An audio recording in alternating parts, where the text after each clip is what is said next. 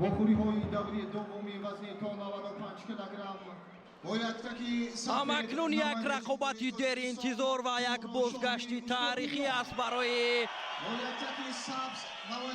کشتنگیری کامرانشاه استوپیریان، پهلوان شهرتیار کشور ما دیگر بار روی گلیم برآمد و این نوبت از نمود گشتن اجدادی گشتنگیری کشور ما را نمایندگی میکند، چون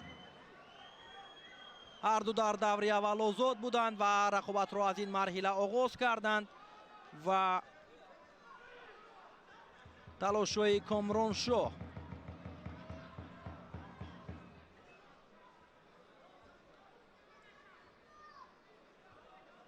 کوشش کرده ایستاده است.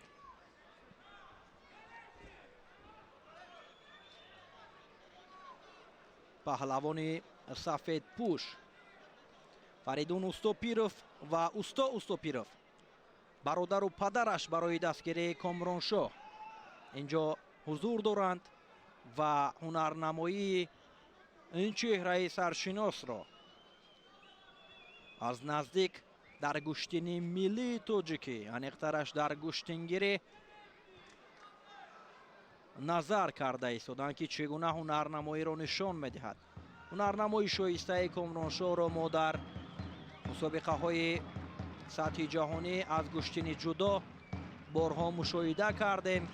نتیجه های ارزنده را هم در جدا برای ملت تاجیک این چهره هدیه کرده است.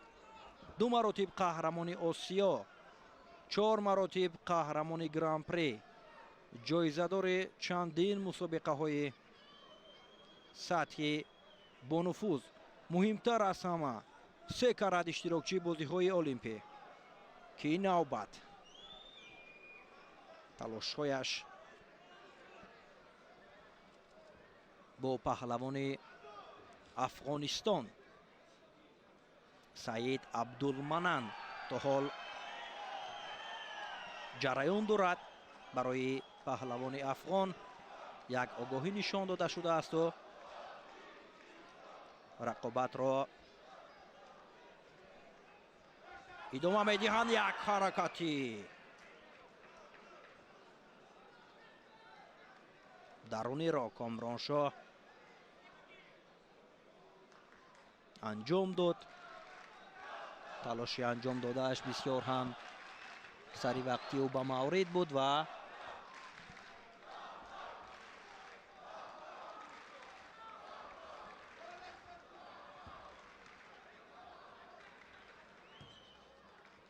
باز هم تلاش میکنه.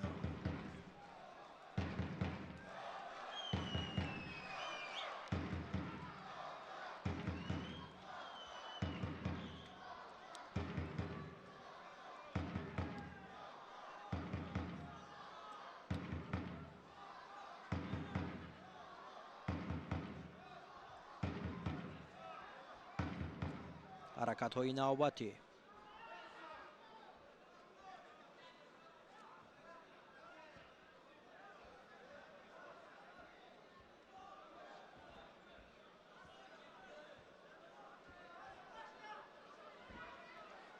سعید عبدال هم میخواهد که اجرایشی اصول داشته باشد و برایش میسر نمی شود که در برابر کامرانشاه اصول اجرا بکند. برایش آگاهی دومین تنبیه هم نشان داده شد.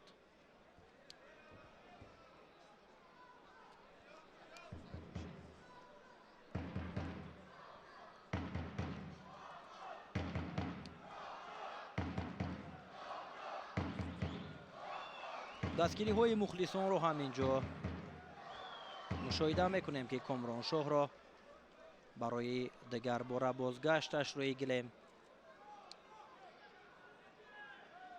خوش قبول کردند و دستگیریش میکنند که یک هنر والای خود را در برابر رقیبانش در 6مین جام رئیس شهر دوشنبه به گشتنگیری نشان بدهد.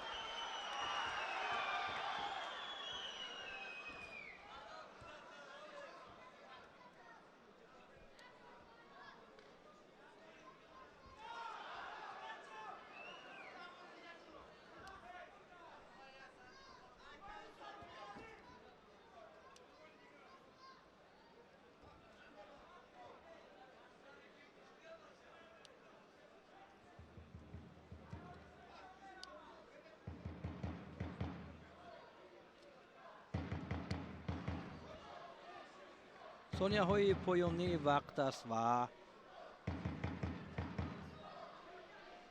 бо имтиёзи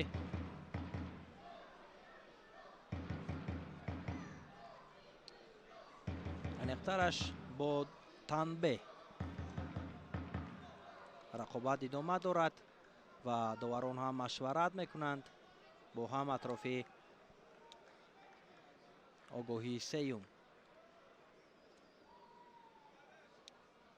ва ҳамин тавр сеюмин огоҳӣ барои саид абдул нишон медиҳанд ки ин хориҷ аст ва ғолибият насиби комроншоҳ мешавад ва комроншоҳ дар даври дуюми сабқатҳо ғолиб мегардад ва роҳашро ба марҳилаи баъдӣ ҳамвор месозад.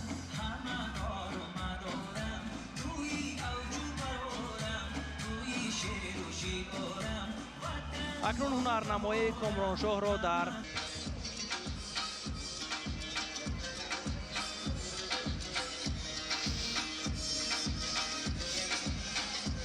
دوستان عزیز اکنون کامرانشاه اوستاپیریان بازگشت. مبارک باشد. این نوبت بازگشت پهلوان موفق ما در رشته گوشتینگیری است. البته بعد از بازی‌های المپی پاریژ کامرانشاه اوستاپیریان و کارنامه خود در رشته جودو نقطه گذاشت، اما محبت مردم او را در گوشتینگیری اکنون استقبال می‌کنند. نماینده جمهوری ازبکستان جانبک کازاکوف سفیدپوش است. نماینده جمهوری تاجیکستان کامرانشاه اوستاپیریان با جودو با یک تکی سبز هنرنمایی را آغاز می‌کند. البته مخلصان و هواداران از کامرانشاه هنر شایسته رو انتظار هستند و ما ببینیم که تا کجا کامرانشاه هنر خود را به طور ارزنده نشان میدهد. برای گوشتین جودوی تاجیک خدمت‌های خیلی بزرگ کرده از کامرانشاه اوستاپیریان. این را همگان خیلی خوب میدونند. اکنون که گوشتینگیری مقام جهانی گرفت، باز تلاش‌های کامرانشاه در گوشتینگیری بیشتر و خوبتر خواهد بود. ولی کازاکوف که جوانتر است نسبت به کامرانشاه اوستاپیریان، به همین خاطر هنرش را خوبتر نشان میدهد و فشاری که آورد به پهلوان ما اکنون داور آگاهی میدهد.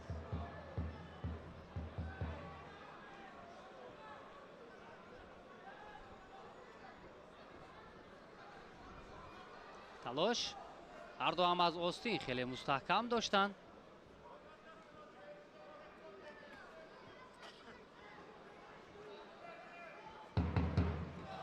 پایزنی از جانب ارکین کازاکوف، جانب کازاکوف معذرت.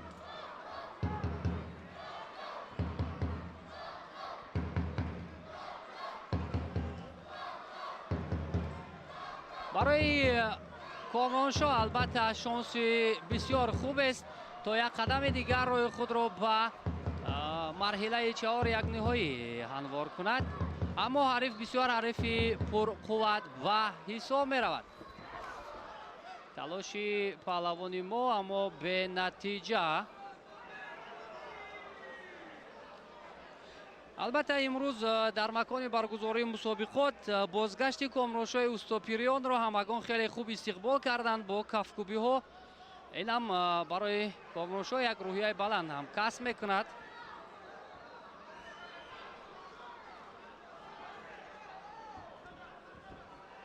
خب حالا که بیرون را میخواهد استفاده کند اینجا، پهلوان ازبکستانی فشار را بیشتر میکند و فکر میکنم تنبیه برای کامرانشاه است. چی؟ بله، مانع شدن گریختن از حمله رقیب با کامرانشاه اوستاپیریان اینجا تنبیه داده شد. فعالی پهلوان ازبکستانی البته بیشتر است و پایزنی از جانب کامرانشاه اما به نتیجه.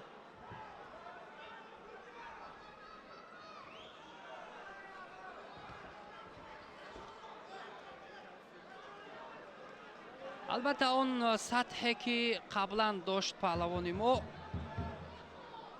اگر در همان سطح پیش خود می بود پس برای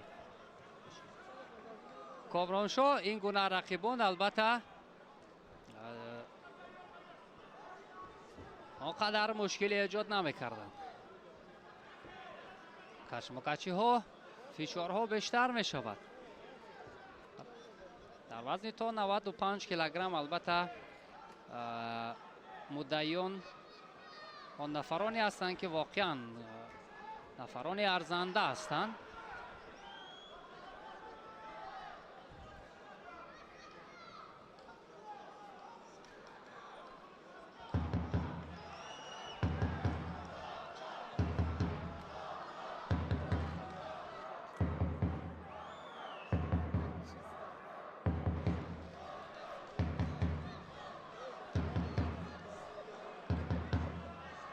وقت حالا هست برای کامرانشاه اوستاپیریان تا نتیجه را دیگر کند. البته پدر و برادر کامرانشاه هم در روبروی ما در نشست جای ها نشستند. هر دو فریدون اوستاپیریان و اوستا اوستاپیروف فرزند خود را اینجا دستگیری میکنند.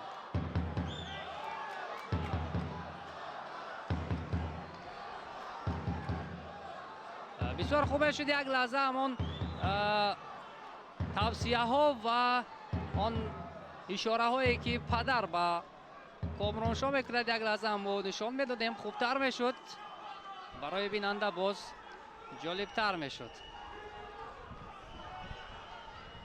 اما مهمتر رقابت است که اینجا برای کامرانشاه آنقدر خوب جریان ندارد. او تنبیه دارد اگر با همین وقت به انجام رسد پس کار پهلوان ما آمد نمی کند. به همین خاطر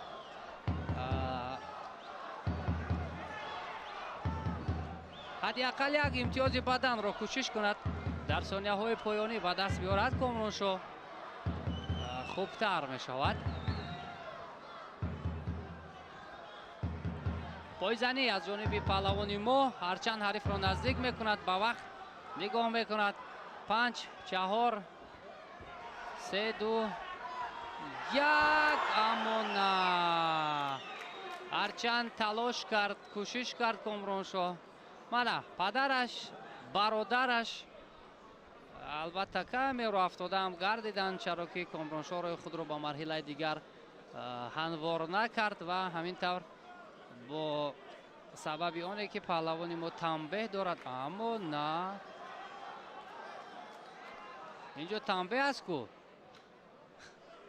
اینجا تنبیه است.